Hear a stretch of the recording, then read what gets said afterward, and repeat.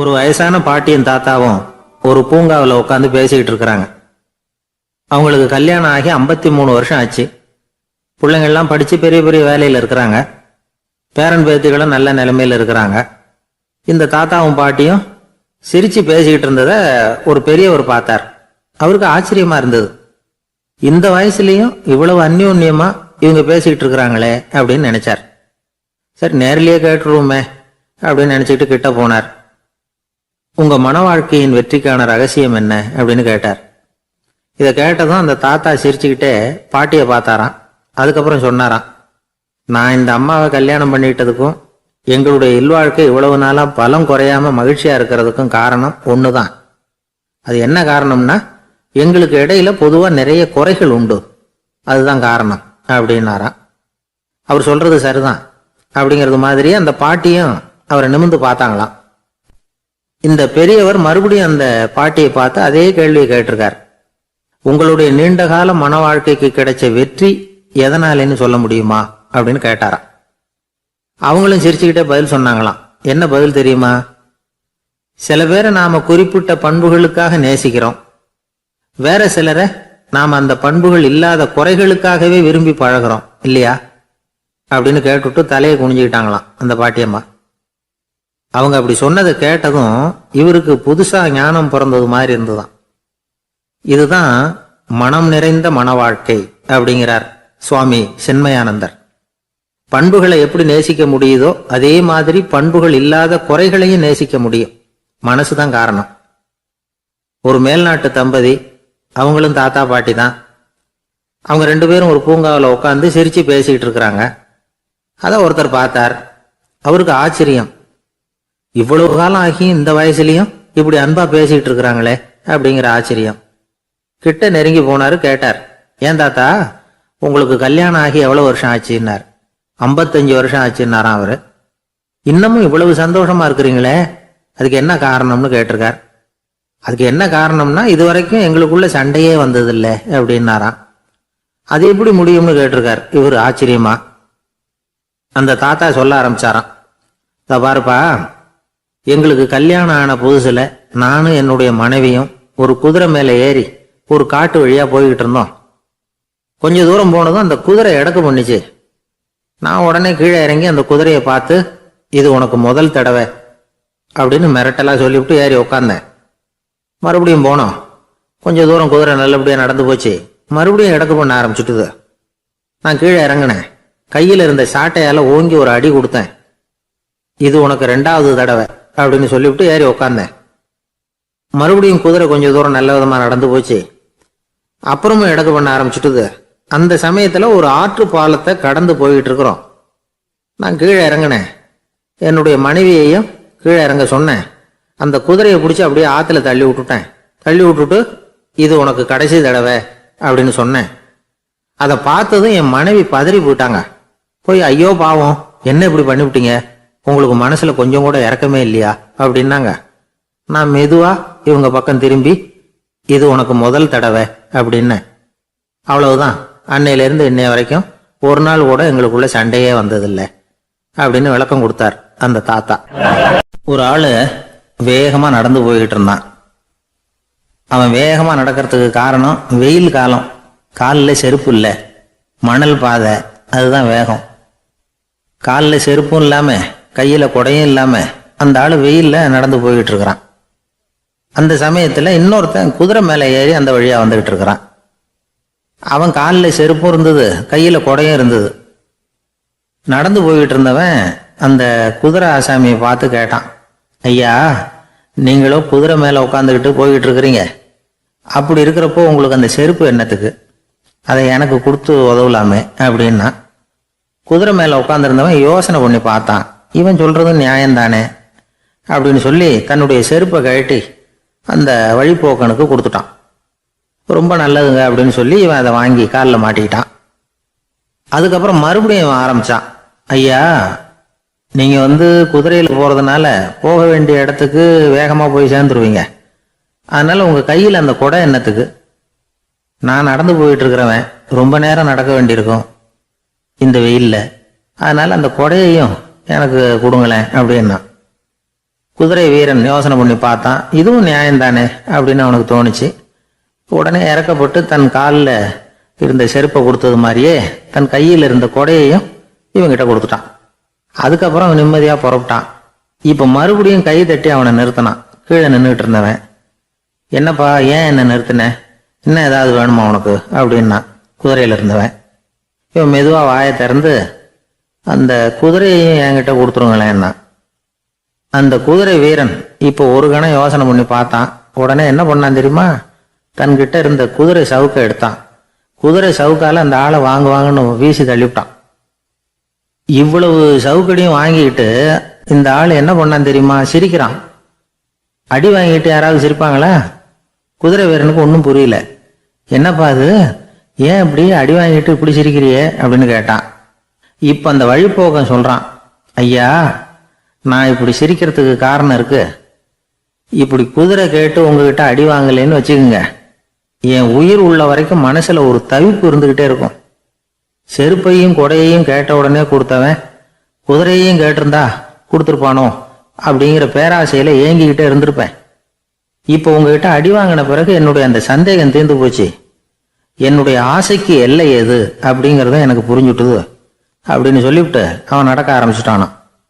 ஆசைக்கும் எல்லை உண்டு அப்படிங்கிறத விளக்கறதுக்காக வாரியார் சுவாமிகள் சொல்ற கதை இது. இந்த காலத்திலயும் ஒருத்தன் அது மாதிரி கொடை செருப்போட குதிரையில போய்கிட்டு இருந்தான். எதிரில் நடந்து வந்தவன், ஐயா உங்க கொடையை எனக்கு கொடுங்களேன்னு கேட்டான். உடனே அவன் குதிரையிலிருந்து கீழே குதிச்சு அவனை சாட்டையால் அடிக்க ஆரம்பிச்சுட்டான். இன்னொருத்தர் அந்த வழியா வந்தவர் இதை பார்த்தார். ஏன்பா அவன் கேட்டான், உன்னால முடியலன்னா இல்லைன்னு சொல்லிட வேண்டியது தானே, அதுக்காக ஏன் இப்படி அவனை போட்டு அடிக்கிறேன்னு கேட்டார். உங்களுக்கு விவரம் புரியாது சார், காலம் ரொம்ப கெட்டு போச்சு. கேட்டதை கொடுத்தேன்னு வச்சுக்கோங்க, இந்த குதிரையே என்னோடது, அவன் திருடிக்கிட்டு போறான் அப்படின்னு என் பேர்ல புகார் கொடுக்க ஆரம்பிச்சிருவான் சார் அப்படின்னா. அது எப்படி அவ்வளவு உறுதியா சொல்றேன்னு கேட்டார் அவரு. ஏற்கனவே அது மாதிரி ஒருத்தன் பேர்ல புகார் கொடுத்துட்டு தான் இந்த குதிரையை நான் தள்ளிட்டு வந்துகிட்டு இருக்கிறேன் அப்படின்னார். ஒரு ஊர்ல ஒரு பெரியவர் இருந்தார். ஒரு நாள் அவரை தேடி ஒருத்தர் வந்தார். ஐயா நான் கடவுளை பரிபூர்ணமா நம்புறேன் அப்படின்னார். சரி, அந்த நம்பிக்கை உனக்கு எப்படி வந்ததுன்னு கேட்டார் இவர். அவர் சொல்ல ஆரம்பிச்சார், ஐயா எனக்கு கல்யாணம் ஆகி 10 வருஷம் ஆச்சு, ஆனாலும் குழந்தை பாக்கியம் இல்லை. அதுக்கு என்ன காரணமா இருக்கும்னு நான் யோசனை பண்ணிட்டு இருந்தப்போ நண்பர் ஒருத்தர் ஒரு ஆலோசனை சொன்னார். உனக்கு மதப்பற்று இல்லை, எந்த கடவுளையுமே நம்ப மாட்டேங்கிற, அதுதான் காரணம். கடவுளை நம்பு, உனக்கு குழந்தை பாக்கியம் கிடைக்கும் அப்படின்னார். அவர் அப்படி சொன்னாரே தவிர எனக்கு சந்தேகம்தான். இருந்தாலும் அவர் சொன்னபடியும் நடந்துதான் பார்ப்போமே அப்படின்னு முடிவு பண்ணேன். கடவுளை நம்ப ஆரம்பிச்சேன். அந்த வருஷமே அழகான ஆண் குழந்தை பிறந்தது. எல்லாம் இறைவன் அருள் அப்படின்னார். இவர் இப்படி சொன்னதை கேட்டதும் அந்த பெரியவர் சொன்னார், நீ சொல்றதெல்லாம் சரிதான், இருந்தாலும் இந்த காலத்துல எந்த ஒரு காரியமா இருந்தாலும் அதை சோதனை செஞ்சு பார்த்துட்டு தான் ஒரு முடிவுக்கு வந்து சேர முடியும். அறிவுபூர்வமான முடிவு அதுவாக தான் இருக்கும். அறிவியல் சோதனைகள் அப்படித்தான். ஒரு குறிப்பிட்ட விஷயத்தை பத்தி எத்தனை தடவை சோதனை பண்ணாலும் ஒரே முடிவு தான் கிடைக்கணும், அதுதான் சரியா இருக்கும். அதனால இப்ப மறுபடியும் ஒரு சோதனைன்னார். என்ன செய்யணும் அப்படின்னு கேட்டார் இவர். கடவுள்கிட்ட ஒரு பெண் குழந்தை வேணும்னு கேளு. முதல்ல ஆண் குழந்தைய கொடுத்தது மாதிரியே இப்போ ஒரு பெண் குழந்தையையும் கொடுக்கறாரா பார்க்கலாம் அப்படின்னார். சரின்னு சொல்லி இவர் அதே மாதிரி முயற்சி பண்ணினார். அதுக்கப்புறம் அவரு இந்த பெரியவர்கிட்ட வரவே இல்லை. கொஞ்ச காலம் கழிச்சு இவரே அவரை தேடிக்கிட்டு போய் கதவை தட்டினார். அவர் கதவை திறந்தார். என்ன ஆச்சு, கடவுள் கண் திறந்தாரா அப்படின்னு கேட்டார். அவரு, அந்த சமாச்சாரம்லாம் நமக்கு வேணாம் சார், முதல் தடவை அது ஏதோ தற்செயலா ஏற்பட்ட ஒரு சாதகம். இப்போ நீங்க 2வது தடவை சொன்ன பிறகு தினமும் கடவுளை வேண்டிக்கிட்டு தான் இருக்கிறேன், ஒன்றும் நடக்கல அப்படின்னார் ரொம்ப விரக்தியா. ஒரே ஒரு தோல்வியில உங்க நம்பிக்கையெல்லாம் பறந்து போயிடுது பாத்தீங்களா அப்படின்னார் அந்த பெரியவர். எல்லாம் நல்ல விதமா நடக்கிற வரைக்கும் நம்பிக்கை, எதிர்பார்த்தது தோல்வியில முடிஞ்சுட்டுதுன்னா அவநம்பிக்கை. மற்றவர்கள் பேர்ல வைக்கிற நம்பிக்கை எந்த நேரத்திலையும் விவகாரமாகி விடக்கூடிய சாத்தியம் உண்டு. நாம நம்பிக்கை வைக்க வேண்டியது நம்ம கிட்ட தான், நமக்குள்ள இருக்கிறார் கடவுள். எனவே நம்ம பேர்ல நாம வைக்கிற நம்பிக்கை தான் உண்மையான கடவுள் பக்தி. நிபந்தனையற்ற நம்பிக்கையா அது இருக்கணும். எல்லாம் நல்லபடியா நடந்துகிட்டு இருந்தா எந்த முட்டாளுக்கும் நம்பிக்கை வரத்தான் செய்யும் அப்படிங்கிறது ஒரு பெரிய ஒரு கருத்து. தியானத்தின் மூலமா தான் உனக்குள்ள ஆழமா தோண்டுனா உன்னுடைய அடி ஆழத்துல நம்பிக்கை வந்து அப்படியே ஊற்றெடுக்கும், அதை பார்க்க முடியும் அப்படிங்கிறது பெரியவர்கள் சிந்தனை.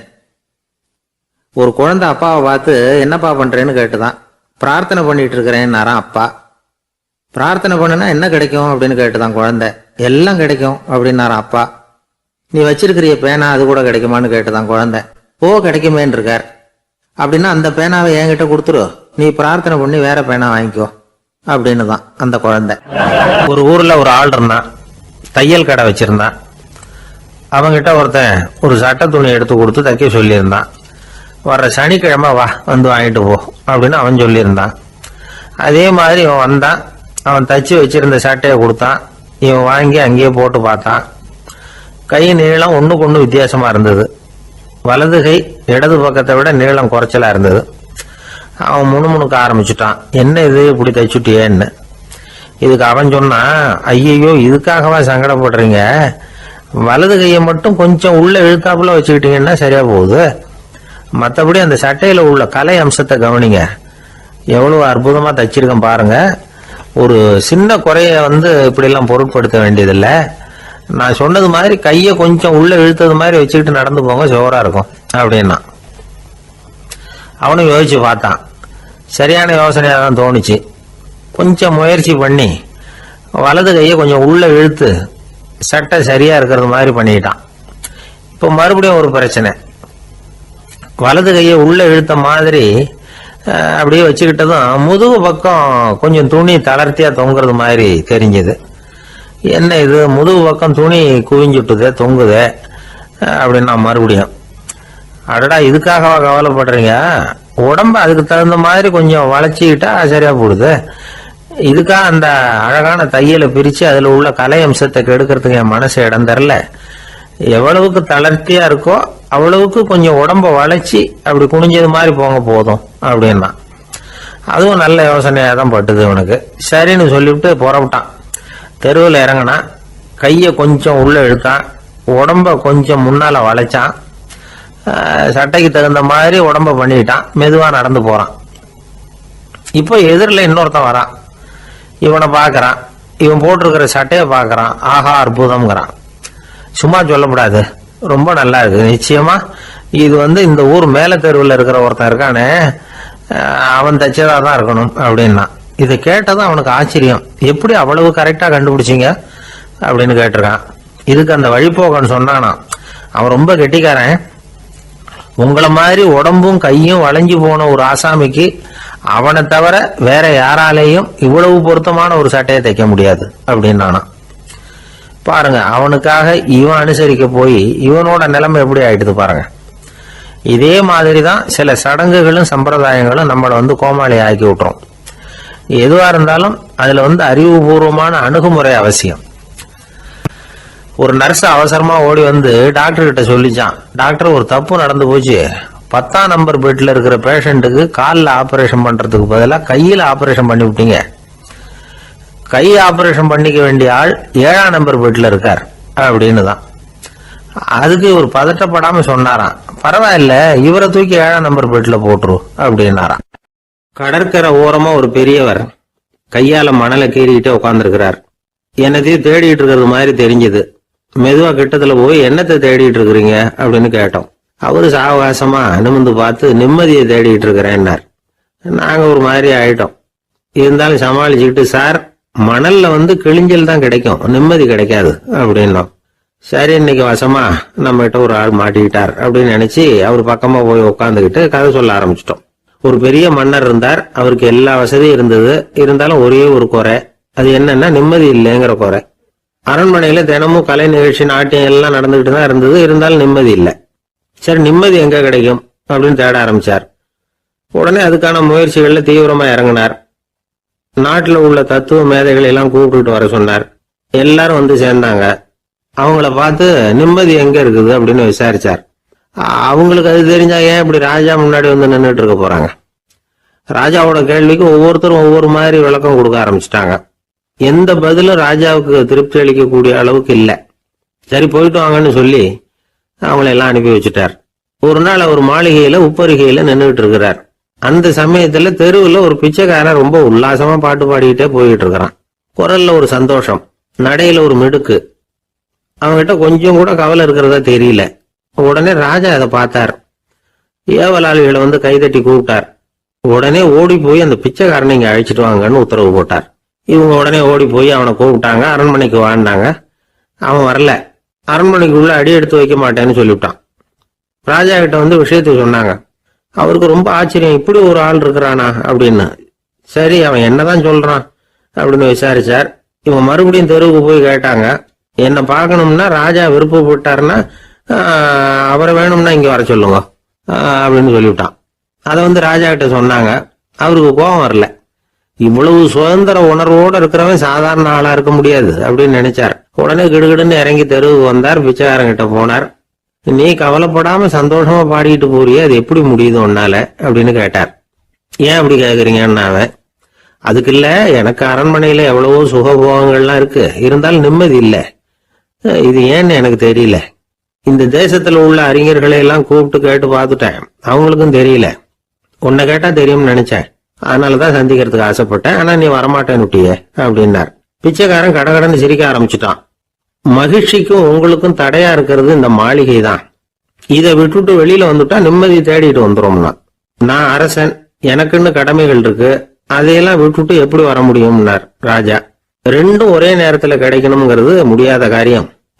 உங்க சுகபோகத்துக்கு விலையாதான் உங்க நிம்மதியை கொடுத்துக்கிட்டு இருக்கிறீங்க. என்ன பாருங்க, என்கிட்ட எதுவும் இல்லை, அதனால எதுவும் போயிடுமோங்கிற பயமும் இல்லை, நிம்மதியா இருக்கிறேன் அப்படின்னா அவன். ராஜா உடனே சந்தோஷப்பட்டு தன்னுடைய மேலங்கியை எடுத்து அவனுக்கு பரிசா கொடுத்தாரான். அவன் சிரிச்சுக்கிட்டே அதை வாங்க மாட்டேன்னு விட்டானான். இதை நீங்க எனக்கு கொடுக்கறதுனால எந்த பயனும் இல்லை, அதே நேரத்துல அதை வாங்கிட்டேன்னா அடுத்த வினாடியிலிருந்து அதை எப்படி காப்பாத்துறதுங்கிற கவலை எனக்கு வந்து சேர்ந்துரும், அப்புறம் தூக்கம் வராது, நிம்மதி போயிடும் அப்படின்னானா. சொல்லிவிட்டு அவன் பாட்டுக்கு சந்தோஷமா பாடிக்கிட்டே போயிட்டான். நிம்மதி எங்க இருக்குங்கிறதையும் ராஜா தெரிஞ்சுக்கிட்டார். அந்த இடத்துக்கு தன்னால போக முடியாதுங்கிறதையும் அவர் புரிஞ்சுக்கிட்டார். இப்படி இந்த கதைய அந்த கடற்கரையில மணலை கீறிக்கிட்டே உட்கார்ந்துருந்தார அந்த பெரியவர்கிட்ட சொல்லி முடிச்சோம். அவர் முகத்துல ஒரு தெளிவு தெரிஞ்சது. எங்களை நிமிர்ந்து பார்த்தார். ரொம்ப நன்றிங்க, இப்ப எனக்கு தெரிஞ்சு போச்சு, நிம்மதி வேணும்னா அதுக்கு என்ன பண்ணணும்னு இப்ப நல்லா புரிஞ்சுக்கிட்டேன் அப்படின்னார். என்ன புரிஞ்சுக்கிட்டீங்கன்னு கேட்டோம். இனிமே இந்த பக்கம் வந்தா உங்க கண்ணுல படாத இடமா பார்த்து உட்காரணும்னு புரிஞ்சுக்கிட்டேன் அப்படின்னார். ஒரு ஜென் துறவி, அவருக்கு ரொம்ப வயசாயிட்டுது, கடைசி காலம். நண்பர்களெல்லாம் கூப்பிட்டார். நண்பர்களே, நான் வித்தியாசமான முறையில் சாகணும்னு ஆசைப்படுறேன், அதுக்கு ஏதாவது யோசனை சொல்லுங்களேன் அப்படின்னு கேட்டாராம். நண்பர்கள் சிரிச்சாங்க. என்ன பேச்சு பேசுறீங்க, சாவறதுங்கிறது என்ன விளையாட்டுத்தனமான காரியமா அப்படின்னு கேட்டிருக்காங்க. அந்த துறவி கொஞ்ச நேரம் யோசனை பண்ணார். அப்புறம் கேட்டாராம், இது வரைக்கும் யாராவது நடந்துக்கிட்டே இறந்துருக்குறாங்களா அப்படின்னாராம். எல்லாரும் இல்லைன்னாங்களாம். ஒருத்தர் மட்டும் சொல்லியிருக்கார். அப்படியும் ஒருத்தர் இறந்துருக்கிறதாக ஒரு கதையில் படிச்சிருக்கிறேன், ஒரு ஞானியால் தான் அப்படியெல்லாம் செய்ய முடியும் அப்படின்னு அவர் சொன்னாராம். சரி, அப்படின்னா அந்த முறை நமக்கு வேணாம், நின்றுக்கிட்டே யாராவது உயிரை விட்டுருக்காங்களா அப்படின்னு விசாரிச்சாராம். அப்படியும் ஒருத்தர் இறந்துருக்கிறார் அப்படின்னாங்களாம். மறுபடியும் அந்த துறவி யோசனை பண்ணியிருக்கிறார். ஏதாவது வித்தியாசமான முறையில் நாம் போகணும் அப்படிங்கிறது அவருடைய விருப்பம். மனிதன் எப்படி வாழ்கிறானோ அப்படி இறப்பது தான் நல்லது. சரி, யாராவது தலைகீழாக யோகம் செய்யும் நிலையில் இறந்துருக்கிறாங்களா அப்படின்னு விசாரித்தாராம். நண்பர்கள் சிரித்தாங்க. தலைகீழாக நின்னபடி இறந்ததாக நாங்கள் கேள்விப்பட்டதே இல்லை, அது முடியாத காரியம் அப்படின்னு இருக்காங்க. இப்போ அந்த துறவிக்கு திடீர்னு உற்சாகம் வந்துட்டுது. உடனே எழுந்திரிச்சார், தலைகீழாக நின்னார், அப்படியே உயிரை விட்டுட்டார். அவ்வளோதான். அந்த மடாலயத்தில் ஒரே குழப்பம், எப்படி அவரை கீழே இறக்கி படுக்க வைக்கிறது அப்படின்னு புரியல. இப்படி உயிர் விடுறதை பற்றி அவங்க இதுவரைக்கும் கேள்விப்பட்டதும் இல்லை. உண்மையிலேயே இவர் இறந்து தான் போனாராங்கிறதும் தெரியல. சோதித்து பார்த்தாங்க. இதய துடிப்பு, நாடி துடிப்பு எல்லாம் நின்று போயிருந்தது. இவர் எப்போவும் இப்படி தான், என்ன பண்ணுறது இப்போ அப்படின்னு சொல்லி எல்லாரும் குழம்பிக்கிட்டு இருக்கிற சமயத்தில் ஒரு பெரியவர் யோசனை சொன்னார். இந்த துறவியோட மூத்த சகோதரி பக்கத்து மடாலயத்தில் இருக்கிறாங்க, அவங்கள இங்கே அழைச்சிட்டு வந்தால் ஏதாவது வழி கிடைக்கும் அப்படின்னார். அந்த அம்மாவுக்கு 90 வயசு. அழைச்சிட்டு வந்தாங்க. ஒரு குச்சியை ஊன்றிக்கிட்டு அப்படியே மெதுவாக நடந்து வந்தாங்க. தம்பி, தலைகீழாக நின்று உயிர் விட்டு இறக்கிறத பார்த்தாங்க. தம்பின்னு கூப்பிட்டு பார்த்தாங்க, ஒன்றும் காணும். உடனே என்ன பண்ணாங்க, தன்னுடைய கைத்தடியால் தம்பியோட உடலை ஒரு தட்டு தட்டினாங்க. ஏப்பா, சாகிறப்பவும் உன்னுடைய குறும்புத்தனத்தை விடலையா? இப்படியாடா சாகிறது? ஒழுங்கா செத்து தொலை அப்படின்னாங்களாம். அவ்வளவுதான். உடனே அந்த துறவி திரும்பி நேராக நின்னார். அக்கா, கோவப்படாத, நான் ஒழுங்கா சாகிறேன், எப்படி செத்தா என்ன, எல்லாம் எனக்கு ஒன்று தான் அப்படின்னு சொல்லிவிட்டு அப்படியே தரையில் படுத்து உயிரை விட்டாராம். அதுக்கப்புறம் அந்த அம்மா கோலை வந்து கையில் எடுத்துக்கிட்டு அப்படியே திரும்பி கூட பார்க்காம அவங்க பாட்டுக்கு போயிட்டாங்களாம். மரணத்தை ஒரு விளையாட்டாக ஆக்கிய அந்த துறவிக்கு வாழ்க்கையே ஒரு விளையாட்டாக தான் இருந்திருக்குது. எந்த நோக்கமும் இல்லாமல் செயல்படுறதுன்னா என்னங்கிறதும் அவருக்கு தெரிஞ்சிருக்குது. பயனை எதிர்பார்க்காம பணி செய்து வாழ்ந்து மறைந்த மகான் அவர். தம்முடைய தொழிலை வந்து விளையாட்டு போல செய்ய தெரிஞ்சவருக்கு வாழ்க்கையே ஒரு விளையாட்டாக மாறிடும். எல்லாமே விளையாட்டாகி விடுகிற போது மரணமும் விளையாட்டாகிவிடும் அப்படிங்கிறது தான் அந்த தத்துவம். ஆனால் அதுக்கு முன்னாடி உங்களுக்குள்ளே இருக்கிற உண்மையான நடிகனை வந்து நீங்கள் அடையாளம் கண்டுபிடிக்கணும். நீங்கள் நடிக்க வேண்டியதே இல்லை, நீங்கள் ஏற்கனவே நடிச்சுக்கிட்டு தான் இருக்கிறீங்க. நீங்கள் இந்த உண்மையை தெரிஞ்சுக்கணும், அவ்வளவுதான். இதுதான் ஞானிகளுடைய கருத்து. ரொம்ப நாளைக்கு முன்னாடி ஒரு நாள் கோவலன் நாடகம் நடந்தது. எங்கள் மதுரையில் நடந்தது. அதில் ஒரு முக்கியமான கட்டம். கண்ணகி கிட்ட சிலம்பை வாங்கிக்கிட்டு அதை விற்கிறதுக்காக மதுரை நகருக்கு புறப்படுறான் கோவலன். அந்த சமயத்தில் கண்ணகி பாடுற மாதிரி ஒரு நாடக பாடல் நாடக ஆசிரியர் எழுதினது. அது என்ன பாட்டுன்னா, மா பாவியோர் கூடி வாழும் மதுரைக்கு மன்னா போகாதீர் என்று அப்படின்னு ஆரம்பிக்கும் அந்த பாட்டு. இதுதான் அந்த பாட்டு. இதை கண்ணகி வந்து மேடையில் பாடின உடனே கூட்டத்தில் சலசலப்பு. நம்ம ஊர்லேயே வந்து நமக்கு முன்னாடியே நின்றுக்கிட்டு மா பாவியோர் கூடி வாழும் மதுரை அப்படின்னு சொல்கிறாங்களே, என்ன தைரியம் அப்படின்னு எல்லாம் குழப்பம் பண்ண ஆரம்பிச்சிட்டாங்க. மக்கள் சத்தம் போட ஆரம்பிச்சிட்டாங்க. எதிர்ப்பு குரல் அது பாட்டுக்கு வர வர அதிகமாக போட்டுது. கொண்டுகிட்டு வா அந்த நாடக ஆசிரியரை, எழுதுனது யார் அப்படின்னு ஒரே சத்தம், கூச்சல். வேறு வழி இல்லை. மெதுவாக மேடைக்கு வந்தார் அந்த நாடக ஆசிரியர். 4 பக்கத்திலிருந்தும் கேள்வி கணைகள். மக்களை பார்த்து கொஞ்சம் அமைதியாக இருங்கோ அப்படின்னு சொல்லிவிட்டு தன்னுடைய விளக்கத்தை சொல்ல ஆரம்பித்தார் அந்த நாடக ஆசிரியர்.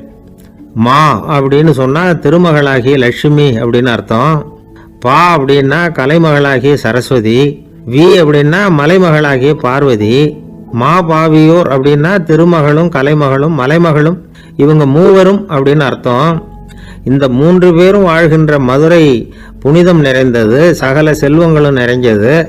அப்படிப்பட்ட ஊரில் நான் வந்து அணிந்து கொள்ளும் இந்த சாதாரண சிலம்பை யார் வந்து வாங்கிக்குவாங்க அப்படிங்கிற எண்ணத்தோடு தான் கண்ணகி அப்படி சொல்கிறா. அதை நினச்சி தான் நான் எழுதினேன். ஆகவே மதுரையை வந்து ரொம்ப சிறுமப்படுத்தணும், ரொம்ப மோசமாக எழுதணும் அப்படிங்கிற எண்ணம்லாம் எனக்கு கிடையாது. பெருமைப்படுத்தணும்னு நினச்சி தான் அப்படி எழுதினேன் அப்படின்னு விளக்கம் கொடுத்தாராம். இந்த விளக்கத்தை கேட்டதும் எல்லாரும் ரொம்ப சமாதானம் ஆயிட்டாங்களாம். இப்படி விளக்கம் கொடுத்த அந்த நாடக ஆசிரியர் யார் தெரியுமா? அவர் தான் தமிழ் நாடக உலகின் முதல் ஆசான் சங்கரதாஸ் சுவாமிகள். அவருக்கு வந்து நகைச்சுவை உணர்வும் அதிகம். 1920ஆம் ஆண்டு திருநெல்வேலியில் அவர் தங்கியிருக்கிறார் நாடகம் நடத்துறதுக்காக. அவர் தங்கியிருந்த வீட்டில் கொசு மூட்டை பூச்சி அதிகமாக இருந்திருக்கு. அவரால் தூங்கவே முடியல. அவர் அனுபவித்த தொல்லைகள் ஒரு பாட்டாக உருவாச்சு. வேடிக்கையாக ஒரு பாட்டு எழுதினாராம்.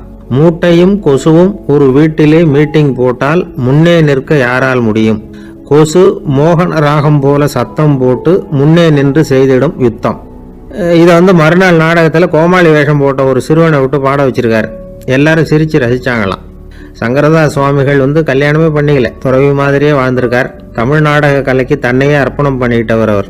1922 நவம்பர் மாதத்தில் ஒரு நாள் புதுச்சேரியில் அவர் வாழ்க்கை முடிஞ்சுது. அப்போ அவருக்கு வயசு 55. சங்கரதாஸ் சுவாமிகள் நாடக ஆசிரியர் மட்டும் இல்லை, மேடை நாடக இயக்குனர், தயாரிப்பாளர். அவரே ஒரு சிறந்த நடிகர். ஒரு தடவை சாவித்திரி நாடகத்தில் இவர் யமதர்மனா வேஷம் போட்டு நடிச்சிருக்கிறார். நாடகம் பார்த்துக்கிட்டு இருந்த கருவுற்ற ஒரு பெண்மணிக்கு பயத்தினால அங்கேயே குழந்தை பிறந்துட்டு தான். அந்த நிகழ்ச்சிக்கு அப்புறம் இவர் இந்த வேஷம் போடுறப்போலாம் ஜனங்களுக்கு முன்கூட்டியே எச்சரிக்கை கொடுக்க ஆரம்பிச்சிருவாராம். அதாவது அப்படி யாராவது பயப்படுறவங்க இருந்தால் கொஞ்சம் கண்ணை மூடிங்க அல்லது எழுந்திரிச்சு போடுங்கன்னு. நடிப்புன்னா அப்படிலாம் இருக்கணும். இந்த காலத்தில் நடிகர் ஒருத்தர் சொன்னார், சார், நான் இந்த நாடகத்தில் நடிக்கிறப்போ முகத்தில் நவரசங்களையும் காட்டி நடித்தேன், உணர்ச்சிகளை எல்லாம் நல்லா காட்டி நடித்தேன். அப்படி இருந்தும் ஜனங்கள் வந்து கல் எடுத்து மேடையில் வீசிவிட்டாங்க சார் அப்படின்னார். நாடகத்தில் உங்களுக்கு என்ன வேஷம் அப்படின்னு கேட்டாங்க. அது செத்து கிடக்கிற பணமாக நடித்தேன் சார் அப்படின்னார். இந்த காலத்தில் நாமெல்லாம் எந்த விஷயத்துக்கெல்லாம் கருவை போட்டுட்ருக்கோம் தெரியுமா? 2 பெண்கள் தங்களுடைய கணவன்மார்களை பற்றி ரொம்ப பெருமையாக பேசிக்கிட்டாங்களாம். அதில் ஒரு அம்மா சொல்லியிருக்கு, என் வீட்டுக்காரர்கிட்ட எந்த சப்ஜெக்ட் கொடுத்தாலும் சரி அந்த விஷயத்தை பற்றி அழகாக 1 மணி நேரம் பேசுவார் அப்படின்னாங்களாம். உடனே இன்னொரு அம்மா, அது என்ன பிரமாதம், என் வீட்டுக்காரருக்கு சப்ஜெக்டே தேவையில்லை, விஷயமே இல்லாமல் நாள் பூரா பேசிக்கிட்டு இருப்பார் அப்படின்னாங்களாம். ஒரு காடு, நல்ல மரம்லாம் செழிச்சு இருந்தது. அப்படிப்பட்ட காட்டில் ஒரு சாது இருந்தார். அவர் எப்படின்னா எப்பவும் ஒரு மரத்தடியில் உட்காந்துருப்பார். ஏன்னா அவருடைய இருப்பிடமே அதுதான். அவர் என்ன பண்ணுவார், 3 கல் வச்சுருந்தார். செங்கல் மாதிரி இருக்கும், ஆனால் அதை விட கொஞ்சம் பெருசாக இருக்கும். எதுக்கு அந்த 3 கல்லுன்னா அதுதான் அவருடைய படுக்கை. அதாவது தூங்குறப்ப ஒரு கல்லை தலைக்கு கீழே வச்சுக்குவார், இன்னொரு கல்லை இடுப்புக்கு கீழே வச்சுக்குவார், இன்னொரு கல்லை காலுக்கு கீழே வச்சுக்குவார். உடம்பை அப்படியே ஒரு தகட்டால் மூடிக்குவார், அப்படியே தூங்கி போடுவார். மழை பெய்யுதுன்னு வச்சுங்க, அவர் உடம்பு 3 கல் மேலே இருக்குதா, அதனால் தண்ணி அடியில் ஓடி போடும், உடம்பு நனையாது. மேலே தகடு இருக்கிறதுனால மழையும் உடம்புல படாது. அவர் தூக்கமும் கிடையாது, நிம்மதியாக தூங்குவார். பகலில் அந்த 3 கல்லையும் ஒரு சேர ஒரு அடுப்பு மாதிரி வச்சு அது மேலே உட்காந்துக்குவார். அதனால் பாம்பு பூச்சி எதுவும் அவரை தொந்தரவு பண்ணுறதில்ல, அது பாட்டுக்கு நடந்து போயிடும். அவர் பாட்டுக்கு நிம்மதியாக இருப்பார். யாராவது எதையாவது கொண்டுட்டு கொடுத்தா அதை வாங்கி சாப்பிடுவார், அவ்வளவுதான். ஒரு நாள் அந்த நாட்டு அரசன் காட்டுக்கு வேட்டையாட வந்தான். அந்த வழியாக வந்தப்போ இந்த சாது படுத்துருக்கிறத பார்த்தான், பரிதாபப்பட்டான். ஐயோ பாவம், இவர் இப்படி இந்த கல் மேலே உடம்ப வச்சுக்கிட்டு தூங்குறாரு, என்ன பாடுபடுவார், இவரை நாம் அரண்மனைக்கு அழைச்சிட்டு போய் சுகமாக நிம்மதியாக இருக்கிறதுக்கு வழி செஞ்சு கொடுப்போம், அது ரொம்ப நல்லாயிருக்கும் அப்படின்னு நினச்சான். அப்படி நினச்சிக்கிட்டே அரண்மனைக்கு வந்துட்டான். அதுக்கப்புறம் ஒரு பல்லக்கையும் 2 சேவகர்களையும் காட்டுக்கு அனுப்பி அந்த சாதுவை மெதுவாக இங்கே அழைச்சிட்டு வந்துடுங்க அப்படின்னு சொல்லி அனுப்பி வச்சான். இவங்க போய் அவர்கிட்ட விவரத்தை சொன்னாங்க. எனக்கு என்னத்துக்கு அரண்மனை வாசம் அப்படின்னார். இருந்தாலும் மன்னர் உத்தரவு, நீங்கள் அவசியம் வரணும் அப்படின்னாங்க இவங்க. சரின்னு சொல்லிவிட்டு வேறு வழி இல்லாமல் புறப்பட்டார். புறப்படும்போது என்ன பண்ணாருன்னா, மறக்காமல் அந்த 3 கல் ஒரு தகடு அதையும் எடுத்து பல்லக்கில் வச்சுக்கிட்டார். என்னத்துக்கு இதையெல்லாம் எடுத்து வைக்கிறாரு அப்படின்னு சொல்லி அவங்க யோசனை பண்ணாங்க. இருந்தாலும் அதை பற்றி ஒன்றும் கேட்கல. பேசாமல் அவரை அழைச்சிட்டு போய் அரண்மனையில் விட்டுட்டாங்க. அரசன் ஓடி வந்தான், வரவேற்றான், அறுசுவை உணவு படைத்தான். அவர் படுக்கிறதுக்கு தங்க கட்டில், பட்டு மெத்தை, இப்படி எல்லாம் ஏற்பாடு பண்ணி வச்சான். இங்கே படுத்து ஓய்வு எடுத்துங்க அப்படின்னு சொல்லிவிட்டு அவன் பாட்டுக்கு போட்டான். மறுநாள் காலையில் பார்க்குறான், சாது படுத்துருக்கிறார். எப்படி தெரியுமா, அந்த பட்டு மெத்தை மேலே 3 கல்லையும் வச்சு வழக்கம் போலவே அது மேலே படுத்துருக்கிறார். அதுக்கு மேலே தகடு. அரசன் பார்த்துட்டு அதிர்ச்சி ஆயிட்டான். என்ன சுவாமி இப்படி அப்படின்னா, சாது சொன்னார், எனக்கு தேவையும் இல்லை குறையும் இல்லை, எல்லா இடத்துலையும் எனக்கு ஒரே மகிழ்ச்சி தான் அப்படின்னார். மகிழ்ச்சிங்கிறது தங்க கட்டிலேயோ பட்டு மெத்தையிலேயோ இல்லை, அது மனசில் இருக்கிற ஒரு விஷயம். உண்மையான மகிழ்ச்சிக்கு வழி மனப்பக்குவம் அப்படிங்கிறது அந்த அரசனுக்கு புரிஞ்சுதான். இந்த காலத்தில் ஒரு சாமியார், அவரை தேடி ஒரு சீடன் வந்தான். என்னாச்சு தெரியுமா, சுவாமி எனக்கு நிம்மதி வேணும், அதுக்கு என்ன வழின்னு கேட்டான். சாமியார் நிமிர்ந்து பார்த்தார். அப்புறம் சொன்னார், நீ ஏகப்பட்ட பேர்கிட்ட கடன் வாங்கியிருக்கிற, அதையெல்லாம் திருப்பி கொடுத்தா தான் உனக்கு நிம்மதி கிடைக்கும்னார். இவனுக்கு ஆச்சரியம்.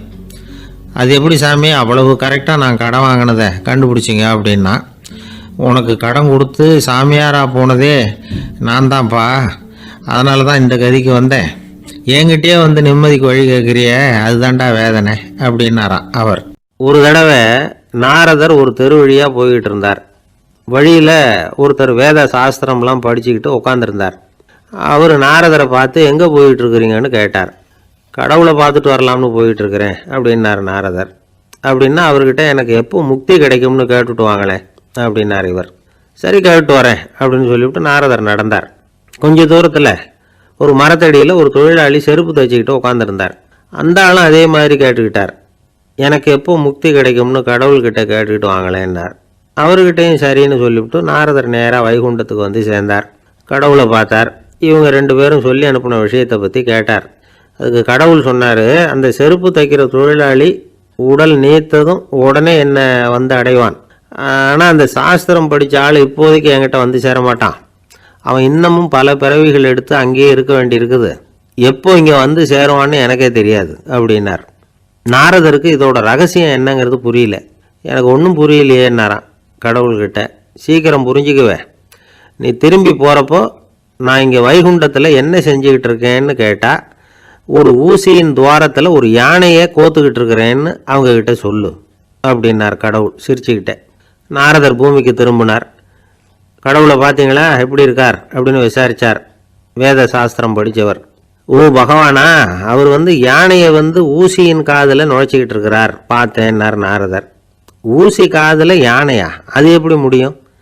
நீங்கள் சொல்கிறத நான் நம்ப மாட்டேன்னு விட்டார் அவர். சரி, இந்த ஆளுக்கு இறைவன் பேரில் நம்பிக்கை இல்லை அப்படிங்கிறத நாரதர் புரிஞ்சுக்கிட்டார். அடுத்தபடியாக அந்த தொழிலாளி இருந்த இடத்துக்கு போனார். இறைவனை பார்த்தீங்களான்னு கேட்டார் அவர். பார்த்தேன், ஒரு ஊசி துவாரத்தில் யானையை கோத்துக்கிட்டு இருந்தார் அப்படின்னு சொல்லிவிட்டு நாரதர் அந்த ஆள் முகத்தை கவனித்தார். அந்த தொழிலாளி இதை கேட்டுட்டு கொஞ்சம் கூட ஆச்சரியப்படலை. அவரால் முடியாத காரியம் கூட உண்டானார். என்ன இப்படி சொல்கிற? ஊசியின் துவாரத்தில் யானையை கோக்க முடியும்னு நீ நம்புறியா அப்படின்னு கேட்டார் நாரதர். நிச்சயமாக நம்புகிறேன்னார் அவர். அது எப்படி அப்படின்னு கேட்டார் இவர். இதை பாருங்க, நான் இந்த ஆலமரத்தடியில் தான் தினமும் உட்காந்துருக்கிறேன். தினமும் இந்த மரத்திலிருந்து எவ்வளவோ பழம் கீழே விழுது. இந்த பழத்தில் இருக்கிற ஒவ்வொரு விதையிலையும் உள்ள ஒரு ஆலமரம் இருக்குது. ஒரு சின்ன விதைக்குள்ள ஒரு பெரிய ஆலமரம் இருக்க முடியுங்கிறப்ப ஊசி துவாரத்தில் கடவுள் யானையை நுழைய வச்சாருங்கிறத ஒத்துக்கிறதுல என்ன கஷ்டம் இருக்குது அப்படின்னு ரொம்ப சர்வசாதாரணமாக பதில் சொன்னாராம் அந்த தொழிலாளி. நாரதர் யோசனை பண்ணார். இந்த தொழிலாளி வேத சாஸ்திரங்களையெல்லாம் படிக்கலைன்னா கூட அறிவுபூர்வமாக சிந்திச்சு இறைவனை நம்புகிறான். அதனால தான் கடவுள் இந்த ஆளுக்கு சீக்கிரம் முக்தி கிடைக்கும்னு சொன்னார் அப்படிங்கிறத புரிஞ்சுக்கிட்டாராம். இந்த கதையில் வர்ற கடவுள், நாரதர், வைகுண்டம் இதெல்லாம் ஒரு பக்கம் இருக்கட்டும். ஒரு சின்ன விதைக்குள்ள ஒரு பெரிய ஆலமரம் தூங்கிக்கிட்டு இருக்கு அப்படிங்கிற உண்மை, அந்தரத்தில் 1000 கிரகங்கள் சுற்றிக்கிட்டு இருக்குங்கிற உண்மை, இதெல்லாம் நாம் பார்த்துக்கிட்டு தானே இருக்கிறோம். இந்த உண்மைகள் அதிசயமாக நமக்கு தெரியறதுனால அதை நம்பாமல் இருந்துட முடியாது. இயற்கையை பரிபூர்ணமாக நம்புங்கள், அந்த நம்பிக்கையே நம்ம வாழ்க்கைக்கு ஆதாரம் அப்படிங்கிறத விளக்கறதுக்காக தான் இந்த கதை. இந்த காலத்தில் நம்ம பிள்ளைங்களுக்கெல்லாம் இது மாதிரி நம்பிக்கை அதிகமாகவே இருக்குது. ஒரு நாள் ஒரு சின்ன பையன்கிட்ட கேட்டேன், ஏன்பா கடவுள் ஒரு பானைக்குள்ளே ஒரு யானையை நுழைய வச்சுட்டாருன்னு சொன்னால் அதை நீ நம்புவியா அப்படின்னு கேட்டோம். நம்புவேன் சார், அது ஒன்றும் பெரிய அதிசயம் இல்லைன்னா. எப்படிறான்னு கேட்டோம். எப்படின்னா அந்த பானை அந்த யானையை விட பெருசாக இருந்திருக்கும், அவ்வளவுதான் அப்படின்னு சொல்கிறான். நம்பிக்கை இல்லைன்னா இந்த உலகத்தில் நாம் நடமாடவே முடியாது. அவநம்பிக்கையோடு இருந்துக்கிட்டு இருந்தால் என்றைக்கும் அவஸ்தை தான். நாம் நம்புறது நடக்குதோ இல்லையோ அது வேறு விஷயம். ஆனால் எதையும் நம்பி தான் நாம் அடி வைக்க வேண்டியிருக்கு. வேறு ஒன்றும் வேணாம், ஒரு லாட்ரி சீட்டு வாங்குகிறோம், அது எங்கே நமக்கு விழப்போகுது அப்படிங்கிற அவநம்பிக்கையோடவா வாங்குகிறோம்? பரிசு நமக்கு தான் அப்படிங்கிற நம்பிக்கை உள்ளூர இருக்கிறதுனால தான் அதை வாங்குகிறோம். இருந்தாலும் முடிவு வேறு மாதிரி ஆகிடுது. அதுக்காக மனசு சோர்ந்து போகிறதில்ல, அடுத்த மாதமும் சீட்டு வாங்குகிறோம். இந்த நம்பிக்கை தான் மனித வாழ்க்கைக்கு ஆதாரம். ஒரு கடையில் போய் டீ சாப்பிட்றீங்க, அந்த டீ நல்ல டீ தானா, அதில் விஷம் கலந்துருக்குமா அப்படிங்கிற சந்தேகம் வந்துட்டுதுன்னு வச்சுங்க. அதுக்கப்புறம் அதை எப்படி நீங்கள் சாப்பிட முடியும்? நம்பி தான் சாப்பிட்ணும். ரயில் ஒழுங்காக போய் சேருங்கிற நம்பிக்கை இருக்கிறதுனால தான் அதில் ஏறி உட்காடுறோம். லெட்டர் ஒழுங்காக போய் சேருங்கிற நம்பிக்கை இருக்கிறதுனால தான் பெட்டியில் போடுறோம். சரி, நம்ம கதையெல்லாம் நம்மளோட இருக்கட்டும். மனித நம்பிக்கை எந்த அளவுக்கு உறுதியாகவும் அறிவுபூர்வமாகவும் இருக்கணுங்கிறதுக்கு அலெக்சாண்டர் வாழ்க்கையில் நடந்த ஒரு சம்பவத்தை உதாரணமாக சொல்லலாம். இந்த உலகத்தையே ஜெயிக்கணும்னு புறப்பட்டார் அலெக்சாண்டர். ஒரு கட்டத்தில் அவர் சிட்னஸ் நதி கரைக்கு சேர்ந்தார். அந்த சமயத்தில் அவருக்கு கடுமையான நோய் வந்துட்டுது. அவர் கூடவே வந்திருந்த கிரேக்க வைத்தியர்கள் என்னென்னமோ முயற்சியெல்லாம் பண்ணி பார்த்தாங்க. இருந்தாலும் அலெக்சாண்டருக்கு வந்திருக்கிறது என்ன நோய்ங்கிறத அவங்களால கண்டுபிடிக்க முடியல. ஏன்னா அந்த பகுதியில் உள்ளவங்களுக்கு மட்டுமே அதிகமாக வரக்கூடிய ஒரு வினோதமான நோயாக இருந்தது அது. ஆனால் அவர் இருக்கிற இடம் எதிரியோட இடம், பாரசீக மன்னனோட ஆளுகைக்கு உட்பட்ட இடம். என்ன பண்ணுறது அப்படின்னு எல்லாரும் யோசனை பண்ணாங்க. பாரசீக மன்னனோட அரண்மனையில் இருக்கிற வைத்தியர் வந்தால் இந்த நோயை குணப்படுத்தி விடுவார் அப்படின்னு சொன்னாங்க. இருந்தாலும் எதிரியோட நாட்டில் இருக்கிற வைத்தியரை கூப்பிட்டு எப்படி நம்பி வைத்தியம் பார்க்க சொல்கிறது அப்படின்னு சொல்லி எல்லாரும் தயங்கினாங்க. ஆனால் அலெக்சாண்டர் தயங்கலை. பரவாயில்ல, அழைச்சிட்டு வாங்கன்னு விட்டார். உடனே அவரை போய் அழைச்சிட்டு வந்துட்டாங்க. அவர் வந்தார். அலெக்சாண்டர் உடம்பை பரிசோதனை பண்ணி பார்த்தார். சரி, இதை குணப்படுத்தி விடலாம், பயப்பட வேண்டியதில்லை. ஆனால் இதுக்கு ஒரு மூலிகை ரசம் தயார் பண்ணி கொடுக்கணும். நான் போய் அதை தயார் பண்ணிவிட்டு 2 நாளில் திரும்பி வந்துடுறேன் அப்படின்னு சொல்லிவிட்டு போனார் அந்த வைத்தியர். அதே மாதிரி 2 நாளில் திரும்பி வந்தார் மூலிகை ரசத்தோட. இதுக்கு இடையில் அலெக்சாண்டரோட தளபதிகளில் ஒருத்தர் ரகசியமாக ஒரு எச்சரிக்கை கடிதம் கொடுத்து அனுப்பியிருக்கிறான். அதை வாங்கி என்ன விஷயம்னு பார்த்தார். இப்போ உங்ககிட்ட வந்திருக்கிற எதிரி நாட்டு வைத்தியரை நம்பாதீங்க, அவன் கொண்டுகிட்டு வந்திருக்கிற மூலிகை ரசத்தில் விஷம் கலந்துருக்குது அப்படின்னு அதில் எழுதியிருக்கு. அதை பார்த்தார் அலெக்சாண்டர். இருந்தாலும் கொஞ்சம் கூட அலட்டிக்கல. வைத்தியர் கொடுத்த மருந்தை வாங்கி கடகடன்னு குடிச்சுட்டார். குடிச்சுட்டு அதுக்கப்புறம் அந்த கடிதத்தில் இருந்த விஷயத்தை அந்த வைத்தியர்கிட்ட சொன்னார். வைத்தியர் தகைச்சு போயிட்டார். தன் மேலே அலெக்சாண்டர் வச்சிருக்கிற நம்பிக்கையை பார்த்து அவருக்கு ரொம்ப வியப்பு. வைத்தியர் உண்மையிலேயே நல்ல மருந்து தான் கொண்டுட்டு வந்து கொடுத்துருக்கிறார், அதில் விஷம்லாம் எதுவும் கலக்கலை. அதுக்கப்புறம் அலெக்சாண்டர் அந்த வைத்தியரை பார்த்து சொன்னாராம், நம்பிக்கைங்கிற அச்சாணியை ஆதாரமாக வச்சுக்கிட்டு தான் இந்த உலகம் சுற்றிக்கிட்டு இருக்குது. எனக்கு எதிரியாக இருந்தாலும் பாரசீக மன்னர் ரொம்ப பெரியவர். அப்பேற்பட்ட மன்னருடைய அரண்மனை வைத்தியர் தொழில் நேர்மை இல்லாதவராக இருக்க மாட்டார். அப்படி இருந்தால் அவரை அரண்மனை வைத்தியராக வச்சிருக்கவே மாட்டாங்க அப்படின்னு நம்பினேன். என்னுடைய நம்பிக்கை வீண் போகலை அப்படின்னாராம். இதுதான் மானுட நம்பிக்கைங்கிறது. இந்த காலத்துலேயும் இது மாதிரி இந்த மானுட நம்பிக்கை ரொம்பவும் சாமர்த்தியமாக கையாளுகிற கெட்டிக்காரங்க சில பேர் இருக்கிறாங்க. இந்த காலத்து குரு, அவருக்கு ஒரு சிஷ்யன். குரு முன்னாடி அந்த சிஷ்யன் ரொம்ப பணிவாக நின்று, குருவே உங்கள் கையால் விஷத்தை கொடுத்தாலும் அதை வாங்கி மடமடன்னு குடிச்சிருவேன் அப்படின்னா. உன்னுடைய குரு பக்தியை மெச்சினேன் அப்படின்னார் குரு. அதுக்கு அந்த சிஷ்யன், அப்படி இல்லை குருவே, உங்ககிட்ட சிஷ்யனாக இருக்கிறத விட உங்கள் கையால் விஷத்தை வாங்கி குடிச்சு விடுறது ரொம்ப நல்லது, அதனால தான் அப்படி சொன்னேன் அப்படின்னா. வாழ்க்கையை சரியாக புரிஞ்சுக்கிட்டா எல்லாமே நடிப்புங்கிறது புரியும். கல்யாண பத்திரிக்கை அனுப்பியிருந்தேனே, ஏன்டா வரலன்னு கேட்டான் ஒருத்தன். வந்திருந்தேனே அப்படின்னானா இவன். டேய் ஏன்டா போய் சொல்கிற, நான் பத்திரிக்கையே உனக்கு அனுப்பலையே அப்படின்ட்டுருக்கான் அவன். அதுக்கு இவன் சொன்னானா, பத்திரிக்கை அனுப்புனேன்னு நீ போய் சொல்கிறப்போ கல்யாணத்துக்கு வந்தேன்னு நான் போய் சொல்லக்கூடாதா? விவசாயிகள் அவங்க விவசாயம் முன்னேறி இருக்கிற அளவுக்கு விவசாயிகளுடைய வாழ்க்கை தரம் முன்னேறலை. அந்த அளவுக்கு அவர்கள் நாட்டுக்காக உழைச்சிக்கிட்டு இருக்கிறாங்க. அந்த காலத்திலே அதை பற்றி ஒரு கதை சொல்கிறது உண்டு. ஒரு வயசான ஆள் நிலத்தில் ஏறு உழுதுகிட்டு இருந்தாராம். கிழிஞ்சு போன ஒரு சின்ன துண்டை தான் இடுப்பில் கட்டியிருந்தாராம். தலையில் ஒரு கந்தலை சுற்றி இருந்தார். உடம்பு பூரா சேரு, ரொம்ப ஏழை. ஏறு ஓட்டிகிட்டு இருக்கிறவர் வேறு எப்படி இருப்பார்? இருந்தாலும் அந்த ஆள் ரொம்ப ஜாலியாக பாட்டு பாடிக்கிட்டே ஏறு உழுதுகிட்டு இருந்தாராம். உடம்புல தான் அவர் ஏழையை தவிர மனசில் ஒரு ஏழையாக தெரியல. அந்த சமயத்தில் அந்த நாட்டு ராஜா அந்த பக்கமாக குதிரை மேலே வந்தாராம். வேட்டைக்கு போயிட்டு பரிவாரங்களோடு திரும்பி வந்துகிட்டு இருக்கிறார். ரொம்ப செல்வ செழிப்பில் இருக்கிற ராஜா அவர் இந்த வயசான விவசாயியை பார்த்துருக்கார். இந்த ஆள் ரொம்பவும் ஏழைங்கிறது அவர் பார்த்தாவே பளிச்சுன்னு தெரியுது. கட்டிக்கிறதுக்கு நல்ல துணி இல்லை, உடம்போ இழைச்சி போயிருக்குது, வயிறு முதுகில் போய் ஒட்டிகிட்டு இருக்கு, கண்ணு குழு விழுந்து போயிருக்குது. ஆனாலும் முகத்தை பார்த்தா சந்தோஷமாக இருக்கிற மாதிரி இருக்கு. இவ்வளவு உற்சாகமாக பாடிக்கிட்டு இருக்கிறாரே அப்படின்னு ஆச்சரியமாக நினச்சி பார்த்தார் அந்த ராஜா. சரி, அவர்கிட்ட கொஞ்சம் பேச்சு கொடுத்து பார்க்கலாம் அப்படின்னு முடிவு பண்ணார். ஐயா பெரியவரே, இப்படி கொஞ்சம் வர முடியுமான்னாராம். பொழுது போகிறதுக்குள்ளே நான் இந்த வயல் பூரா உழவு ஓட்டி ஆகணும், அதனால் பேசுறதுக்கு நேரம் இல்லை அப்படின்னாராம் அந்த பெரியவர். என்ன அவ்வளவு அவசரமா? மீதி இருந்தால் நாளைக்கு ஊதுவப்படாதா? அது சரி, உனக்கு எத்தனை ஏக்கர் நிலம் இருக்குது அப்படின்னு விசாரிச்சிருக்கார் ராஜா. எனக்குன்னு சொந்தமாக உள்ளங்கை அளவு கூட நிலம் கிடையாது. இது எங்கள் முதலாளியோட நிலம். இதை பூராவும் ஊது முடிச்சாதான் அவர் கூலி கொடுப்பார். நான் கூலிக்கு ஊதுகிட்டு இருக்கிறேன். உங்ககிட்ட பேசிக்கிட்டு இருந்தா அவருக்கு துரோகம் பண்ணது மாதிரி ஆயிடும் அப்படின்னாராம். ராஜா குதிரையை விட்டு கீழே இறங்கினார். வரப்பில் நடந்து அந்த பெரியவர்கிட்டயே போனாராம். சரி, ஒரு நாள் பூரா ஊதான் உனக்கு எவ்வளவு கூலின்னு கேட்டிருக்கார். 8 அணா கூலி கிடைக்கும்னாராம் அவர். இது ரொம்ப காலத்துக்கு முன்னாடி நடந்த ஒரு சம்பவங்கிறதுனால அப்போ 8 அணா கூலிங்கிறது ரொம்ப பெருசு. இருந்தாலும் அதுவும் அந்த ராஜாவுக்கு பெரிய கூலியா தெரியல. இவ்வளவு தானா, இதை வச்சுக்கிட்டு நீ எப்படி காலம் தள்ளுற அப்படின்னாராம். ஒன்றும் கவலை இல்லை அப்படின்னாராம் அவர். ராஜாவுக்கு ரொம்ப ஆச்சரியமா போச்சு. 8 அணா கூலி வாங்குற இந்த ஆளு கவலை இல்லாமல் இருக்கிறார், ஏராளமான வசதியோடு இருக்கிறன்னா கவலை இல்லாமல் வாழ முடியலையே அப்படின்னு நினச்சி பார்த்துருக்கார். அது சரி, 8 அணாவில் எப்படி குடும்பம் நடத்துகிற அப்படின்னு கேட்டாராம். எனக்கு கிடைக்கிற 8 அணாவில் 2 அணா குடும்பத்துக்கு செலவழிக்கிறேன், 2 அணா பழைய கடனுக்கு கொடுக்குறேன், 2 அணா தர்மம் செய்கிறேன், 2 அணா வட்டிக்கு கொடுக்குறேன், ஒரு குறையும் இல்லைன்னாராம். ராஜாவுக்கு ஒன்றும் புரியல.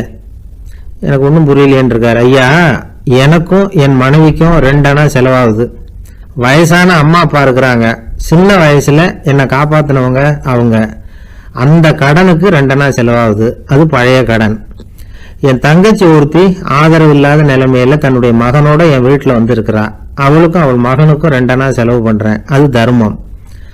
எனக்கு 2 பிள்ளைங்க இருக்கிறாங்க, அவங்களுக்கு 2 அணா செலவு பண்றேன், அது வட்டிக்கு கொடுக்கறது மாதிரி. பிற்காலத்துல அவங்க எங்களை காப்பாத்துவாங்க. அந்த வகையில நான் திருப்தியோட வாழ்ந்துகிட்டு இருக்கிறேன் அப்படின்னாராம். ராஜாவுக்கு அர்த்தம் புரிய ஆரம்பிச்சுதான். அந்த பெரிய நிலத்தை விலை கொடுத்து வாங்கி அந்த பெரியவருக்கே தானமா கொடுத்துட்டாராம். இப்போ ஊழவருக்கே நிலம் சொந்தமாயிட்டுது. அன்னையிலிருந்து அரசனுக்கும் ஆறுதல் கிடைச்சுதான். இப்படி ஒரு கதை சொல்லுவாங்க. 8 அணா வருமானத்தை வச்சுக்கிட்டு எப்படி காலத்தை தள்ளுறதுன்னு சொல்றதுக்காக இந்த கதையை சொல்றதாக யாரும் தப்பா நினைச்சுக்க கூடாது. கிடைக்கிறத எப்படி பங்கு போடுறார், எப்படி திருப்தியா வாழறார் அப்படிங்கிறது தான் முக்கியம். அது மாதிரி இன்றைக்கு இந்த பொங்கல் திருநாள்ல உழவர்கள் மனசு மகிழ்ச்சியா இருந்ததுன்னா அது எல்லாரும் மகிழ்ச்சியா இருக்கிறது மாதிரி அர்த்தம். அதனால அவர்கள்ட்ட இருந்து நாம பாடம் கத்துக்கணும். சில உழவர்கள் தங்கள் நிலத்துல விளையறத தாங்கள் சாப்பிட மாட்டாங்க, அடுத்தவங்கள்ட்ட வித்துட்டு சந்தையில போய் வேற அரிசி வாங்கிட்டு வந்துதான் இவங்க சாப்பிடுவாங்க. அப்படிப்பட்ட விவசாயிகள்லாம் இது உண்டு. பங்கிடுகிற பண்பை உழவர்கள்ட்ட இருந்து கற்றுக்கொள்ளுங்கள் அப்படிம்பாங்க. ஒரு ஆள் நிம்மதியா மகிழ்ச்சியா இருந்தானா, உங்க நிம்மதிக்கும் மகிழ்ச்சிக்கும் என்ன காரணம்னு கேட்டிருக்காரு இன்னொருத்தர். என்கிட்ட இருந்தது பூராவையும் என் பிள்ளைங்களுக்கு சமமா பங்கு போட்டு கொடுத்துட்டேன், எனக்குன்னு எதுவுமே வச்சுக்கல, அதுதான் நிம்மதிக்கு காரணம்னு இருக்கான். உங்ககிட்ட இருந்தது எவ்வளவு இருந்தது அப்படின்னு கேட்டிருக்காரு அவரு. மொத்தமா ஒரு 50,000 ரூபாய் இருக்கும் அப்படின்னு இருக்கான்.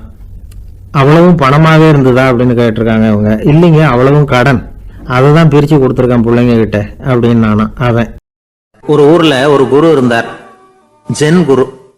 அவரை தேடிட்டு ஒரு மன்னர் வந்தார். வந்தவர் ஜப்பான் மன்னர். தோட்டக்கலையை பத்தி தெரிஞ்சுட்டு போறதுக்காக அவர் வந்தார். எப்படி தோட்டம் அமைக்கிறது அப்படிங்கிறத பத்தி அந்த குரு விவரமா சொல்லி கொடுத்தாரு. 1 நாள் 2 நாள் இல்ல, 3 வருஷம் கத்து கொடுத்தார். அதுக்கப்புறம் சொன்னார், நான் கத்து கொடுத்துட்டேன், இனிமே நீங்க போகலாம், போய் தோட்டம் அமைக்கலாம், அதுதான் உங்களுக்கு பரிசை. தோட்டம் அமைச்ச பிறகு சொல்லி அனுப்புங்க, நான் வந்து பார்க்கறேன்.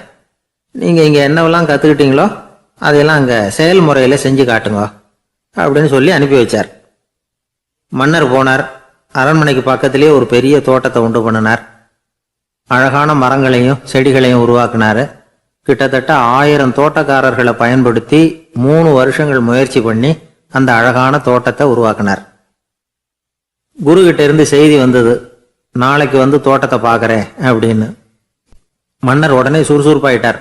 முதல் நாளே தோட்டத்தை சுத்தப்படுத்தினார். ராத்திரி பூரா யாரும் தூங்கல. எல்லாருக்கும் தோட்டத்தை ஒழுங்குபடுத்துற வேலை. அது அந்தந்த இடத்துல ஒழுங்கா இருக்குதா அப்படின்னு சரி பார்த்தாங்க. ஒரு தவறும் இல்லாத வகையில் அதை ஒழுங்குபடுத்தினாங்க. மறுநாள் குரு வந்தார், தோட்டத்தை பார்த்தார். அவருக்கு கோபம் வந்துட்டுது. மன்னருக்கு ஆச்சரியம், எப்பவும் சிரிச்சுக்கிட்டே இருக்கிறவர் இப்ப எப்படி இருக்கிறாரே அப்படின்னு.